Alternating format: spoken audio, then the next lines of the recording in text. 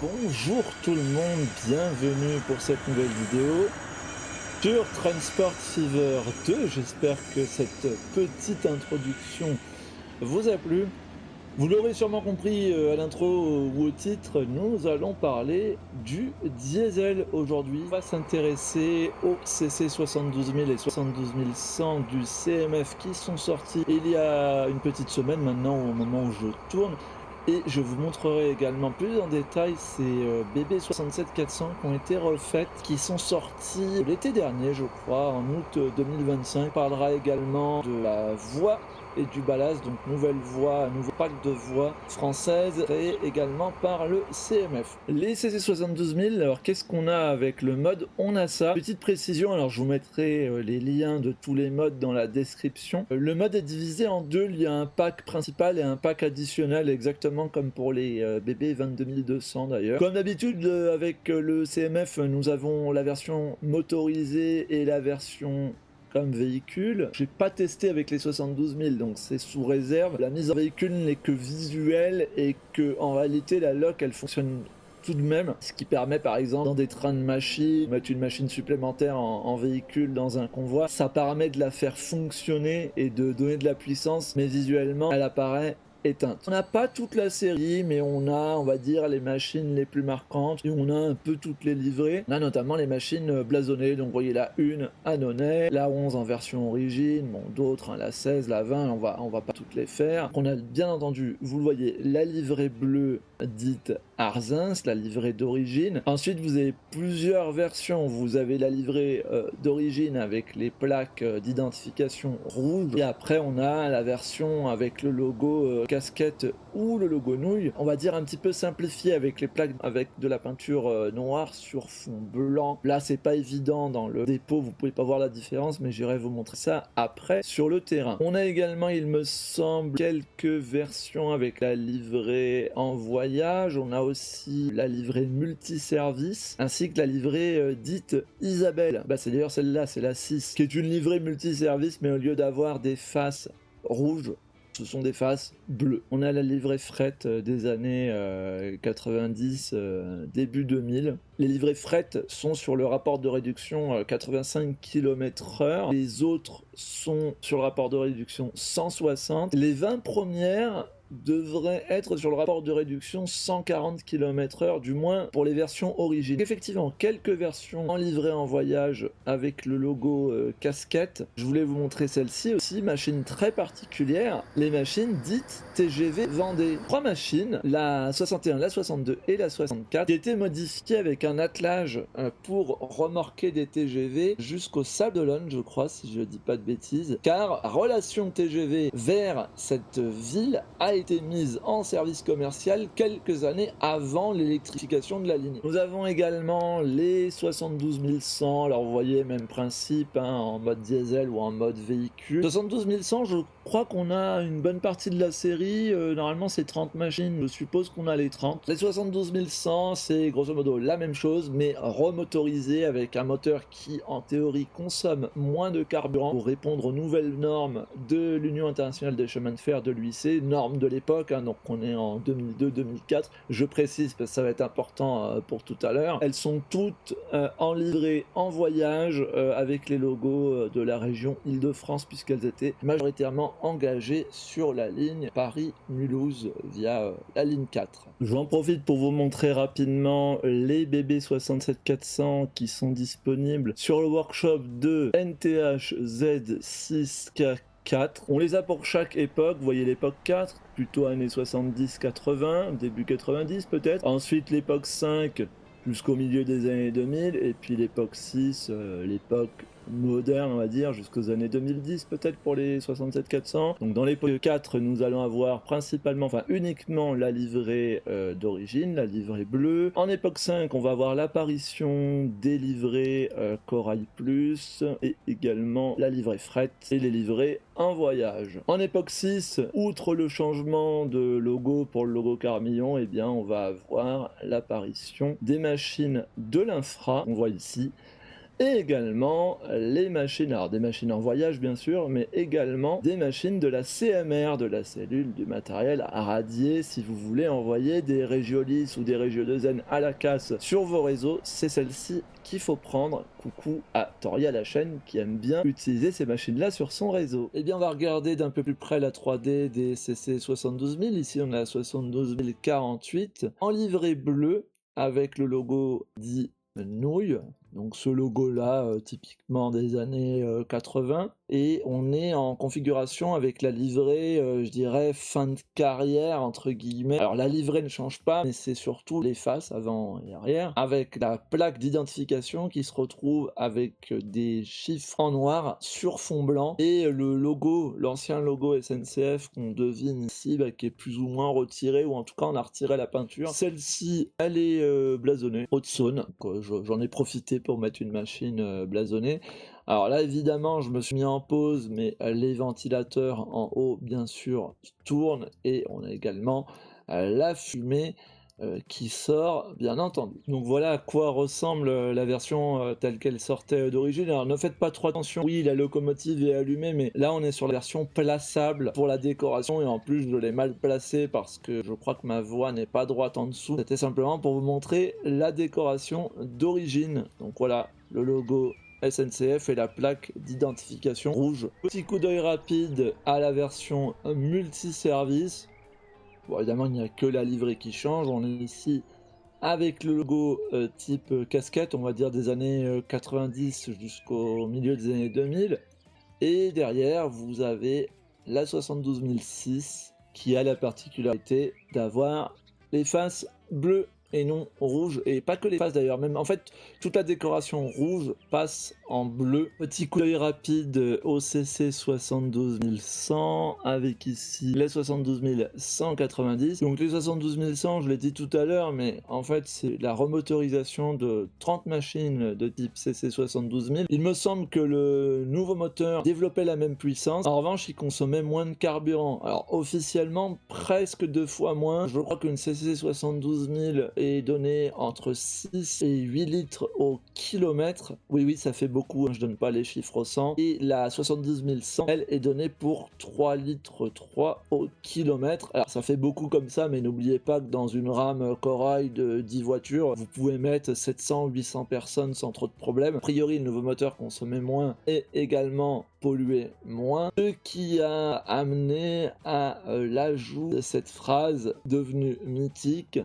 cette locomotive respecte votre environnement. Fallait quand même oser. 16 cylindres en V, plus de 100 litres de cylindrée en 2002, ça respecte l'environnement. Je pense qu'il aurait fallu ajouter une petite ligne par rapport à la CC 72000 ou un truc comme ça. Au niveau des normes anti-pollution, visiblement il polluait moins, mais quand même, je l'aurais pas tenté celle-là. Sinon au niveau des livrées, elles ont toutes le logo Île-de-France, il y a le logo République française, je pense que c'était pour le ministère des Transports ou de l'écologie ou je ne sais trop quoi. Elles ont toute la livrée en voyage. Celle-là, le logo Carmillon, mais je crois que les premières, c'est même sûr, ont eu le logo casquette, puisque le début de la transformation, c'est entre 2002 et 2004, il me semble, la totalité de la transformation, donc avant l'apparition du logo Carmillon. Ces machines-là, quand même, les 72100, ont été en service commercial jusqu'en 2017. Bon, on retrouve la même chose en toiture, rien de très spécial, encore une fois, c'est dans, j'allais dire sous le capot, mais oui, c'est dans le ventre de la machine que ça se change. Petit aparté sur la voix, puisque le CMF a sorti un nouveau pack de voix françaises. Alors je vous le dis tout de suite, c'est impossible de tout vous montrer, il y a trop de choses. Là en plus moi j'ai le pas des vitesses basses, ça j'ai mal configuré le mode je pense, mais c'est pas très grave, on peut les enlever normalement. Et vous voyez, si je prends pour le 160 km/h, il y a quelques rails qui sont d'origine dans le jeu et d'anciens modes, mais la majorité de ce que vous voyez à l'écran, c'est le nouveau mode. Vous avez de la traverse béton, de la traverse bois, du ballast brun, du ballast standard, du ballast rouge, comme on a ici là, un petit peu moderne, à chaque fois pour le 1500 volts et pour le 25 000 volts. Traverse béton, monobloc, il y a de la bibloc également, vous avez ici des voies pour les LGV, vous avez des voies rouillées entre guillemets, enfin qui ont un petit peu subi le poids des années, vous avez beaucoup de variantes. On a aussi, pour vous montrer la partie traverse bois avec le ballast brun, moi j'aime beaucoup ces voies là. Ces voies-là, là, en non électrifié, en voie unique, je trouve que ça participe vraiment à l'ambiance. Ouais, j'aime bien aussi cet endroit-là. Donc là, on a l'axe Lyon-Grenoble sur les voies de gauche, et puis on a des voies vers des lignes non électrifiées sur la droite, donc des traverses bois qui cohabitent avec de la voie plutôt moderne avec de la traverse béton. Vous voyez que c'est un ballast qui est plus foncé. Voilà. On a aussi du ballast standard, comme on voit ici. Alors, standard, c'est ce qui est donné dans le nom du mode. Un petit Cabride en CC 72 000. Alors oui, j'ai changé la machine, c'est la même composition que vous venez de voir, mais j'ai dû la changer parce que la machine que j'avais mise, eh bien en fait elle était en fret, donc elle était en petite vitesse 85 km/h, donc voilà, je l'ai remplacée.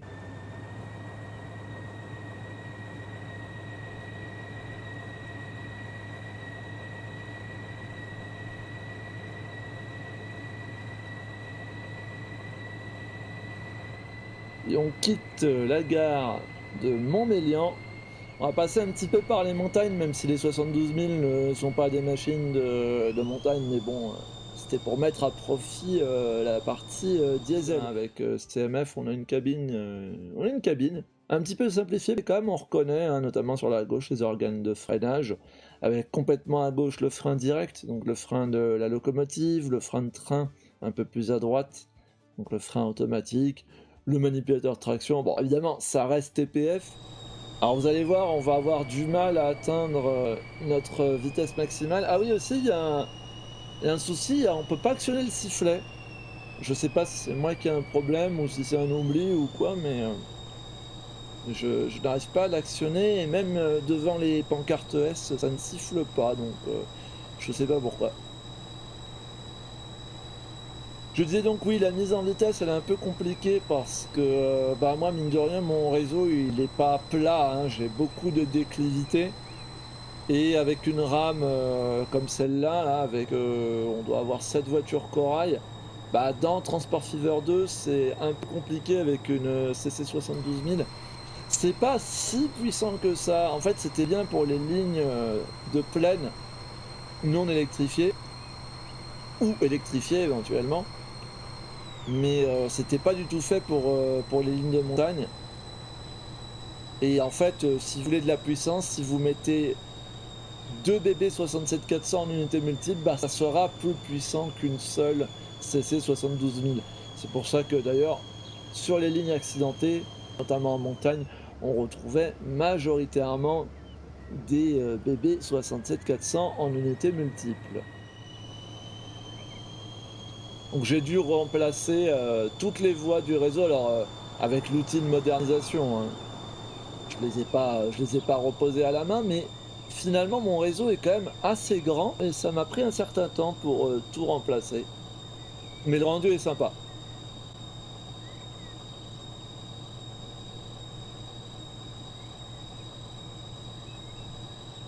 Alors si je me trompe pas, on va arriver à Grenoble et ensuite on va emprunter notre ligne purement diesel qui va nous mener à Saint-Laurent-du-Pont. Donc oui, là j'ai pris des libertés hein, sur le réseau. À la base, j'ai essayé de suivre, on a la sauvegarde automatique, hein, la tradition pendant les cab rides. J'ai pris l'habitude au départ d'essayer de suivre des lignes réelles pour la majorité du réseau, mais après il y avait quelques villes, quelques petites villes qui méritaient d'être connectées au rail, et donc je me suis permis de faire des voies de montagne un petit peu inspirées par la ligne des Alpes, même si c'est pas à cet endroit-là, mais de toute façon elle n'y est pas hein, sur la carte, c'est plus au sud. Mais voilà, je me suis permis quelques petites entorses pour créer d'autres lignes, notamment en montagne.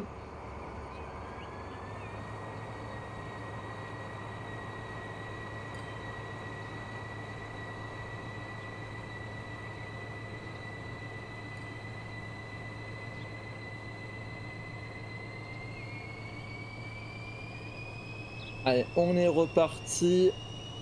Direction donc Saint-Laurent-du-Pont. Bon bah à vide hein, malheureusement.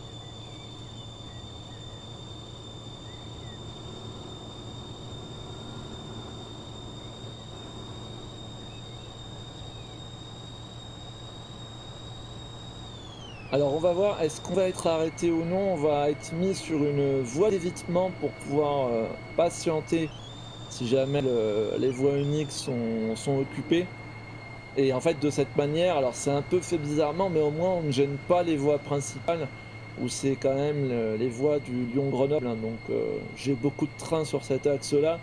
Donc les quelques trains qui vont sur les voies uniques se retrouvent arrêtés soit ici, et s'il y avait un autre train derrière moi qui allait au même endroit, il serait arrêté en gare de Grenoble.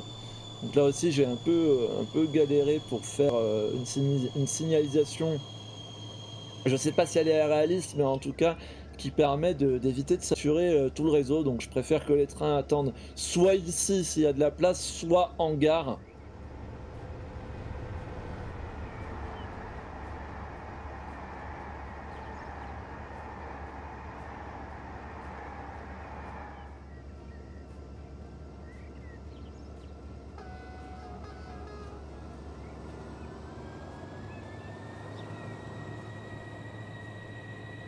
Et on était gêné par un Régiolis, évidemment. On est reparti. Alors oui, il y a le raccordement entre voie traverse bois et traverse béton, mais ça peut arriver dans la réalité d'avoir des petits raccords comme ça. Enfin, moi, je trouvais que ça faisait bien. Et on est parti, on va franchir l'Isère.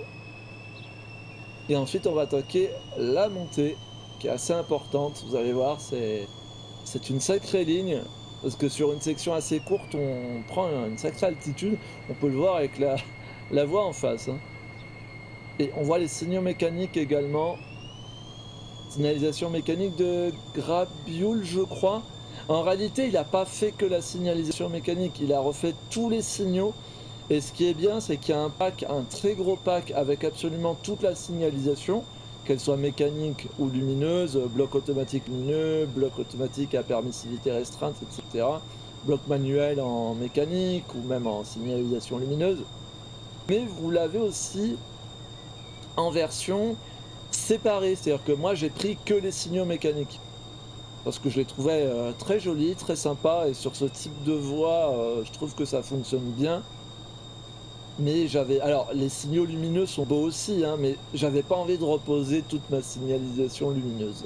Voilà, tout simplement. Peut-être pour un futur réseau, même si, a priori, je prends pas beaucoup de risques à vous dire que le prochain réseau se fera sur TPF3, même si on n'a pas encore de date de sortie, mais probablement fin 2026, début 2027. Mais voilà, si vous partez sur un nouveau réseau, il y a des nouveaux signaux français, il y a tout un pack avec toute la signalisation intégrée dedans. Ou bien, selon vos besoins, vous pouvez prendre que les signaux lumineux ou que les signaux mécaniques, au besoin. Bon, évidemment, on n'est pas très rapide, hein, en montagne avec une 72 000 avec une rame aussi longue, hein. Au départ, c'est pas beaucoup le 60 km/h. Finalement, ma machine qui était tout à l'heure en réduction 85 km/h, c'était pas si handicapant que ça. Mais bon, pour les sections sous caténaire en ligne droite, c'était quand même un peu dommage. Gare de Saint-Laurent-du-Pont, alors il y a du monde qui attend, mais il y a plusieurs directions, donc on va voir. J'espère qu'on va prendre quelques passagers quand même.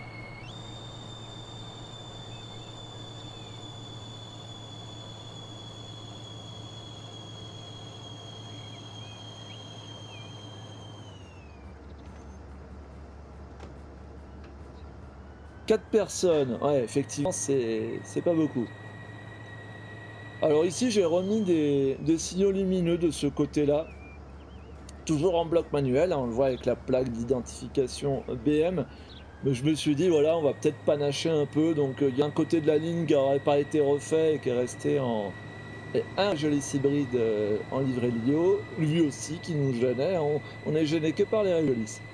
Donc voilà, je trouvais ça sympa de dire un côté de la ligne qui est resté avec les signaux mécaniques et l'autre qui est passé en lumineux. C'est un peu spécial parce que c'est un évitement qui part de la gare, qui passe en tunnel, et là on repasse en voie unique.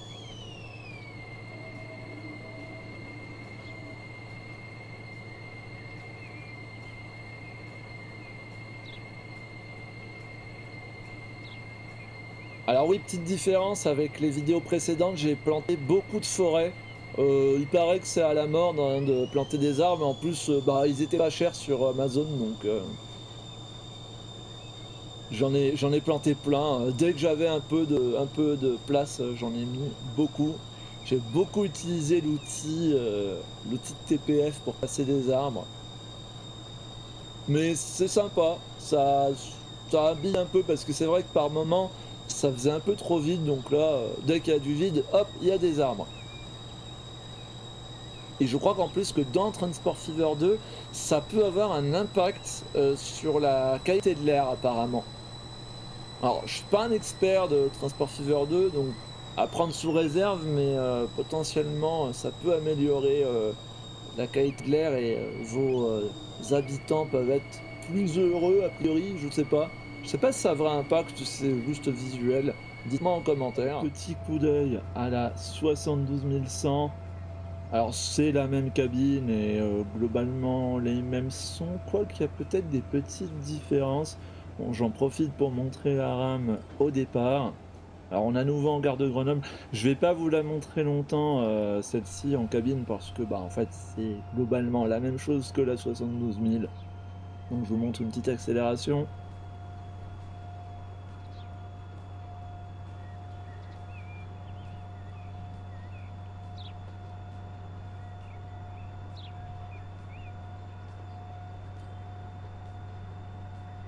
Voilà, c'est la même cabine à la fois pour la 72 000 et la 72 100. Et nous voici maintenant avec une unité multiple de BB67 400. Alors j'espère que vous m'entendez toujours parce que, comme vous le constatez, elles font pas mal de bruit. Et on est parti. Cette fois-ci, on va parcourir la ligne transversale entre Tournon-sur-Rhône et Grenoble. Alors, on a une petite cabine assez sympa, pareil, hein, toujours un petit peu simplifié, hein, je rappelle qu'on est quand même sur Transport Fever 2. Ce sera peut-être plus sympa, on va se mettre comme ça, on verra mieux le paysage, j'alternerai entre les deux. Et nous arrivons en gare de Vinay. Et il y a du monde sur le quai, alors je sais pas si ça va être pour nous ou pas.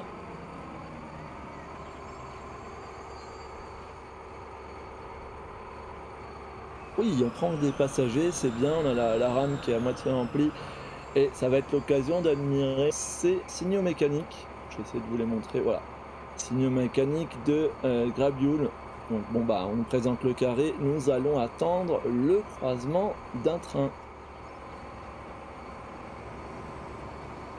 Et encore un Régiolis, hein, décidément, voilà, on a vu l'ouverture du signal, je vais remettre la caméra, on va se mettre un peu en caméra intérieure. Décidément les Régiolis nous embêtent pas mal. On n'a pas trop attendu donc ça va. Et puis bon bah évidemment bah celle-là on peut actionner le sifflet.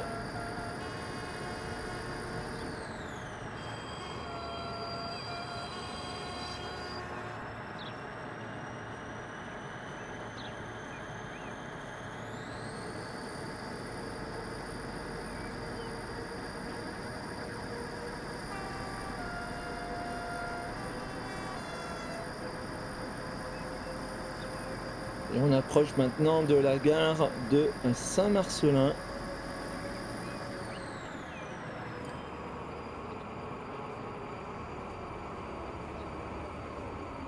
J'aime vraiment l'ambiance de cette ligne là avec les. Alors bon là sur la gare c'est les voies que j'avais mis lorsque j'avais posé la gare et je peux pas vraiment les remplacer ou alors faudrait que je vire. Enfin sur les gares PLM on peut pas trop mettre toutes les rails qu'on veut, c'est un peu spécial. Bon, en tout cas chez moi ça ne marche pas avec toutes les rails. Ces voies là, la ballast brun et les traverses bois sur cette ligne là, ça donne vraiment quelque chose de très très sympa je trouve. Très joli au niveau de l'ambiance, vraiment j'aime bien, c'est top. Bon là je ne peux rien dire, c'est une 72100. Voilà, le signal va s'ouvrir et on va pouvoir continuer. Et on est reparti.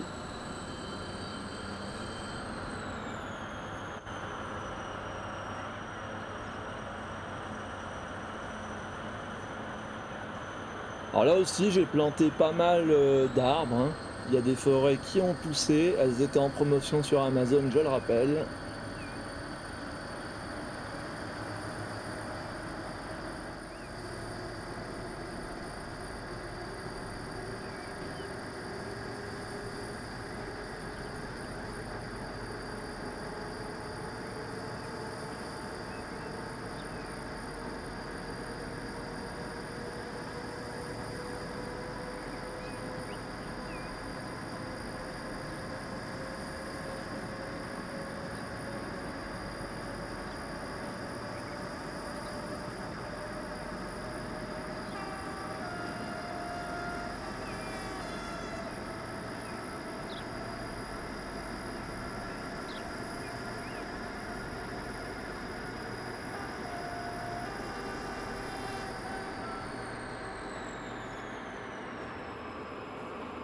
Ah, on a réussi à atteindre la vitesse maximale, de la 67 400, enfin des 67 400, 140 km/h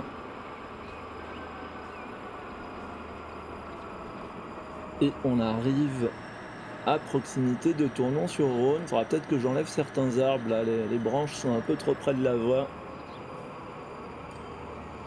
Ici, on a le disque, qui est effacé et on arrive en gare de Tournon-sur-Rhône.